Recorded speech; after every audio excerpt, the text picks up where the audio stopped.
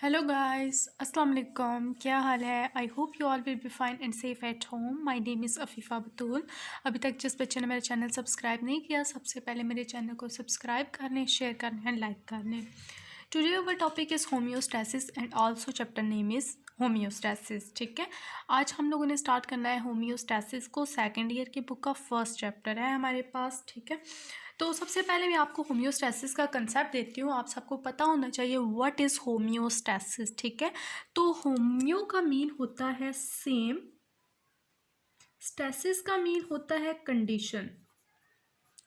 तो क्या इसका मतलब हो गया कि सेम कंडीशन। ठीक है, कंडीशन हमेशा सेम होनी चाहिए। आपने चाहे वो बॉडी को स्टडी करना है या इन्वायरमेंट को स्टडी करना है, ठीक है, कंडीशन सेम होनी चाहिए, स्टेबलाइज होनी चाहिए। अगर हम लोग वाटर को बात करें तो वाटर को वैसे भी कहते हैं कि वाटर सर्व एज स्टेबलाइजर। ठीक है, और हम लोग सबसे पहले बात करते हैं कि व्हाट इज़ होम्योस्टैसिस। ठीक है, तो मैं सबसे पहले इसकी डेफिनेशन को रीड आउट करती हूँ। The protection of internal environment from the harms of fluctuation in external environment is also known as homeostasis. ठीक है, कि हम लोगों ने क्या करना होता है, प्रोटेक्शन करनी होती है किस चीज़ की, इंटरनल इन्वायरमेंट की,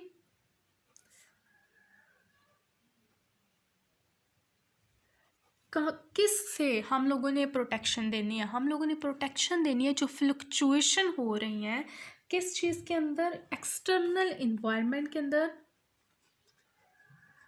एक्सटर्नल इन्वायरमेंट के अंदर जो फ्लक्चुएशन हो रही हैं उनसे हम लोगों ने इंटरनल इन्वायरमेंट की कंडीशन को सेम रखना होता है। ठीक है, उसके अलावा हम लोग अगर इसकी एग्जांपल की बात करें तो हम लोग ऑस्मो रेगुलेशन भी ले सकते हैं, इसकी एग्जांपल को थर्मो रेगुलेशन भी ले सकते हैं। ठीक है, ऑस्मो रेगुलेशन की अगर हम लोग बात करें तो इसमें होता है वाटर मेंटेनेंस। ठीक है, आप लोगों ने वाटर को मेंटेन करना होता है। जैसे अगर हमारी बॉडी के अंदर वाटर का लेवल कम हो गया है तो आपके हिप्पोथैलेमस में मैसेज जाएगा। ठीक है, रिसेप्टर मैसेज लेके आएगा कि एडीएच का जो लेवल है उसको इंक्रीज़ करवाएगा। ठीक है, रिसेप्टर तो मैसेज लेके गया, आगे से जो इफेक्टर मैसेज लेके आ रहा है वो क्या कर रहा है कि उसने एडीएच के लेवल को इन्हांस करवाना होता है, इंक्रीज़ करना होता है। आपका वाटर का लेवल क्या करना होता है, उसने मेंटेन करना होता है। अगर फॉर एग्जांपल वाटर का लेवल हाई हो गया है तो दोबारा मैसेज आएगा कि एडीएच के लेवल को क्या करो, कम करो, कम रिलीज़ करो। तो दोबारा क्या होगा, आपका वाटर का जो लेवल है वो बैक चला जाएगा। ठीक है, तो इससे क्या होता है कि इस तरह हमारी रेगुलेशन होती है, होम्योस्टैसिस का जो प्रोसेस होता है वो मेंटेन रहता है। सेम इस केस अगर हम लोग बात करें ऑस्मो रेगुलेशन की तो इसकी मैंने एग्जांपल तो आपको दे दिया, अंडरस्टैंड आप कर ही गए होंगे, मैंने इसीलिए वो ही एग्जांपल दी थी आपको एडीएच की। ठीक है, उसके अलावा हम लोग इसमें हम लोग ये कहते हैं कि जो होता है हमारे पास वाटर, ठीक है, और जो होता है हमारे पास सोल्यूट, उसकी रेगुलेशन करवाते हैं। ठीक है, regulation of water and solute between the environment and organism. Organism क्या होता है, जो ह्यूमन नाम ले लें या कोई भी ऑर्गेनिज्म ले लें जो जिंदा इजसाम होता है, ठीक है, उसके और इन्वायरमेंट के दरमियान का जो रिलेशनशिप होता है किस चीज़ का, जो वाटर और सोल्यूट का है, ठीक है, उसको हम लोगों ने मेंटेन करना होता है, वो कहलाता है हमारे पास ऑस्मो रेगुलेशन। ठीक है, क्या इसमें करना होता है, मेंटेन करना होता है वाटर को प्लस हम लोगों ने सोल्यूट को। ठीक है, और अगर हम लोग इसकी एग्जांपल की बात करें तो इसकी एग्जांपल में हमारे पास आ जाता है कि फ्रेश वाटर के अंदर जो फिशेस होती हैं, ठीक है, फ्रेश वाटर फिश। ठीक है, और इसकी जो हम लोग एग्जांपल लेते हैं वो ये भी ले सकते हैं कि जो हमारे पास आ जाता है, हम लोगों ने पहले ली थी थर्मो रेगुलेशन की, वो भी इसकी हम लोग एग्जांपल ले सकते हैं। इसके अलावा हम लोग बात करते हैं एक्सक्रीशन की। ठीक है, तो एक्सक्रीशन क्या होता है, आप लोगों को पता है कि जो हम लोग वेस्ट मटेरियल हमारी बॉडी के अंदर होता है उसको हम लोगों ने एक्सक्रीट करना होता है। ठीक है, जो हमारी बॉडी के लिए ज़रूरी नहीं होता है, जैसे हम लोग अमोनिया कह लें या कोई टॉक्सिक आ जाता है हमारी बॉडी के अंदर, उसके अलावा नाइट्रोजीनियस वेस्ट होते हैं, तो ये सारी चीज़ें हम लोगों ने क्या करने होते हैं, एक्सक्रीट करनी होती हैं। ये एक मैकेनिज्म होता है to eliminate the nitrogenous waste. ठीक है, एलिमिनेट करना होता है नाइट्रोजीनियस वेस्ट को। ठीक है,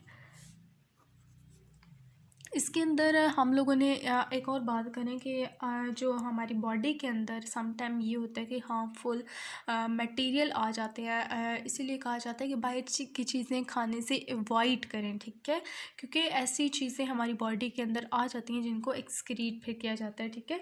और अमोनिया तो हमारी बॉडी के लिए बहुत ज़्यादा टॉक्सिक होता है, आप सबको पता है, और उसको भी हम लोगों ने एक्सक्रीट करना होता है। उसके अलावा अगर हम लोग बात करें थर्मो रेगुलेशन की, तो थर्मो रेगुलेशन में हम लोग ऐसे थर्मो नेम से ज़ाहिर करता है कि इसके अंदर कोई टेम्परेचर की बात हो रही है, और टेम्परेचर की ये इस तरह बात होती है कि इसके अंदर हम लोगों ने मेंटेन करना होता है internal temperature with in a tolerable range, ठीक है। टॉलरेबल रेंज क्या होती है? वो वाली रेंज जिसको आप लोग बर्दाश्त कर सकें, ठीक है, उसको हम लोग कहते हैं टॉलरेबल रेंज। इसके अलावा वो कहता है कि जो आपकी बॉडी का इंटरनली टेम्परेचर है उसको आप लोगों ने मेंटेन करना होता है, ठीक है। और फॉर एग्जांपल हमारी बॉडी का टेम्परेचर होता है 37 डिग्री सेंटीग्रेड, तो हम लोगों ने उतना ही टेम्परेचर मेंटेन करना है, ना तो इससे हम लोग ऊपर लेके जा सकते हैं ना ही नीचे लेके आ सकते हैं। अगर हो भी जाए सम टाइम ऐसी कंडीशंस आ जाती हैं तो क्या होता है, बंदे को फीवर हो जाता है, उसके अलावा बहुत ज़्यादा इरेगुलरिटीज़ आना शुरू हो जाती हैं आपकी बॉडी के अंदर, ठीक है। उसके अलावा इसकी अगर हम लोग एग्जांपल ले तो वो हाइबरनेटिंग बियर्स होते हैं, वो इस चीज़ को जो है ना मेंटेन करवाते होते हैं, ठीक है, ये उसकी एग्जांपल में आ जाता है। उसके अलावा बैट्स आ जाती हैं, ठीक है। और नेक्स्ट अगर हम लोग बैट्स वगैरह, मैं इसकी एग्जांपल लिख देती हूँ, और बियर, ठीक है। उसके अलावा हम लोग बात करें कि जो हमारे पास आ जाते हैं फीडबैक मैकेनिज़्म, ठीक है। तो फीडबैक मैकेनिज़्म क्या होता है कि changing and signalling for affective response, ठीक है। इसमें ये आती है हमारे पास बात कि जो आपकी बॉडी के अंदर जो चेंजेस आ रहे होते हैं, ठीक है, उसको सिग्नल्स करना होता है आपके ब्रेन को, हिपोथैलेमस को, कि जो वो चेंजेस आ रही हैं उसको मेंटेन करो। अब ये दो प्रोसेस होते हैं इसके अंदर, एक होता है पॉजिटिव फीडबैक और एक होता है आपके पास नेगेटिव फीडबैक, ठीक है।